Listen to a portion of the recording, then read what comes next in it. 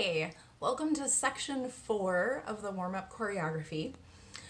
In this section, we start out with practicing some basics. We're going to do ribcage lift and drop and pelvic tuck and drop. Those are moves that you need for feeling strong in your home position.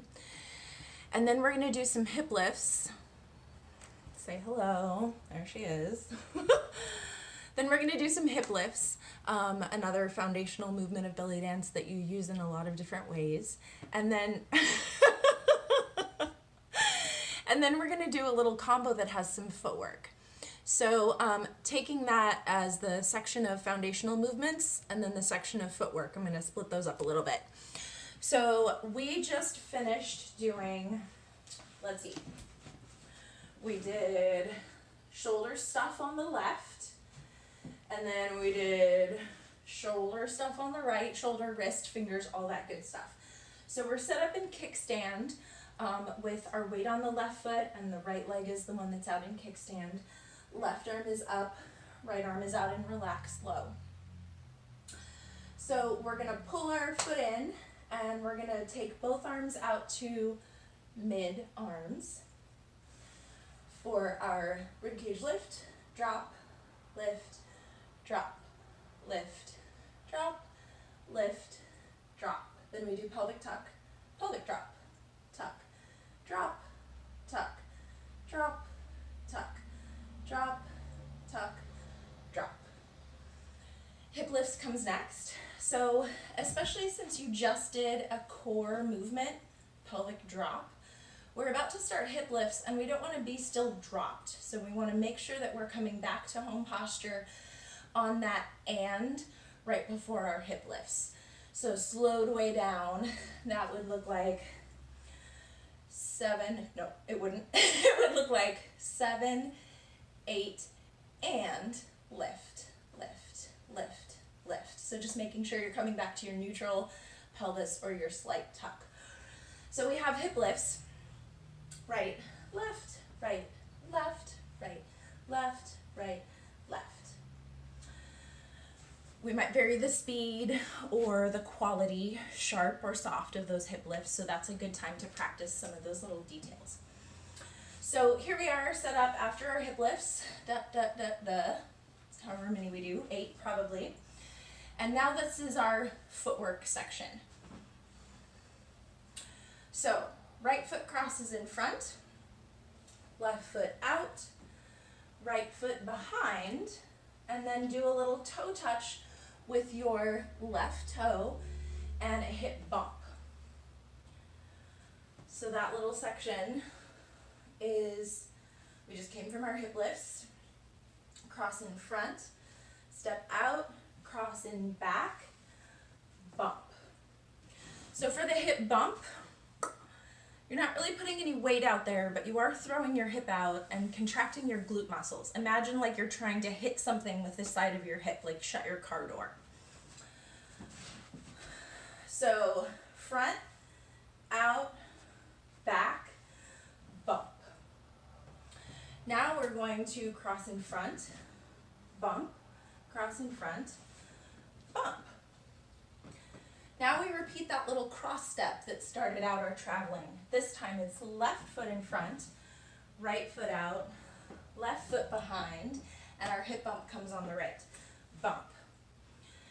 This time when we do our cross bump step, we need to go back. So we end up making a little box. So we're going to cross behind, bump, cross behind, bump.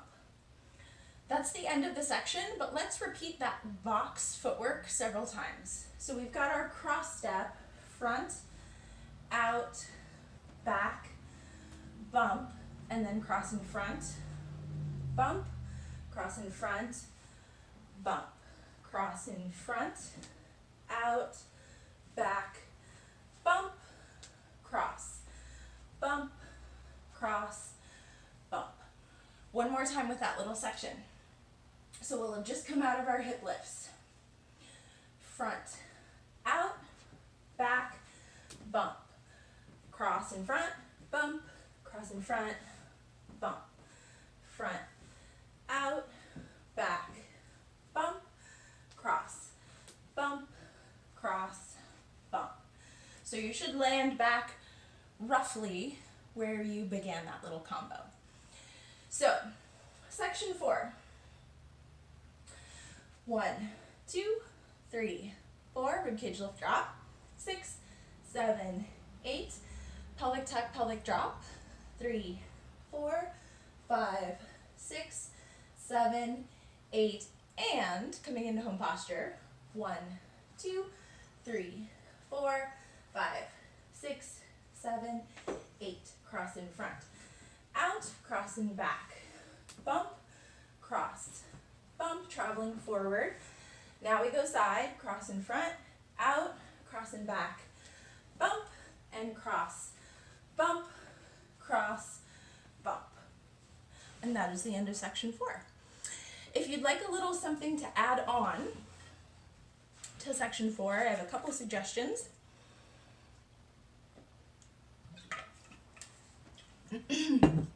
The first one is arm circles during your rib cage lift and drop. So right at the beginning, we're going to go lift, drop, lift, drop, lift, drop, lift, drop, lift, drop, lift, drop, lift, drop, lift, drop.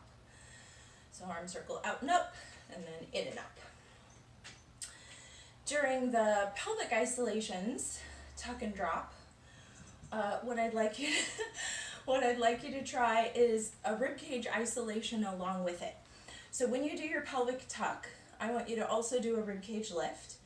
When you do your pelvic drop, I want you to also do a rib cage drop. So that'll look like pelvic tuck, drop, tuck, drop, tuck, drop, tuck, drop. So when you tuck, you lift. When you drop, you drop. For the footwork pattern, there's just one little thing I suggest you add on. During the cross, out, cross, little tiny grapevine in there, try a 3/4 shimmy. So front, out, back, bump, front, bump, front, bump, and cross. Out, back, bump, back, bump, back, bump. And there you have section 4. I'm going to run it one more time. So we came from our kickstand pose. We'll have just finished our last finger ripple. 1, 2, 3, 4, 5, 6, 7. This is optional arm circles if you want to add something on. 4, 3, 2, 1, and then pelvis 1, 2. Optional additional ribcage isolations if you want to add something on. I lost count, so let's call this 3, 2, 1, and then hip lifts, right, left, right, left, right, left, right, cross in front, front, out, back, bump, cross in front, bump, cross in front, bump, front, out, back, bump, cross behind, bump, cross behind, bump. And there you have section 4.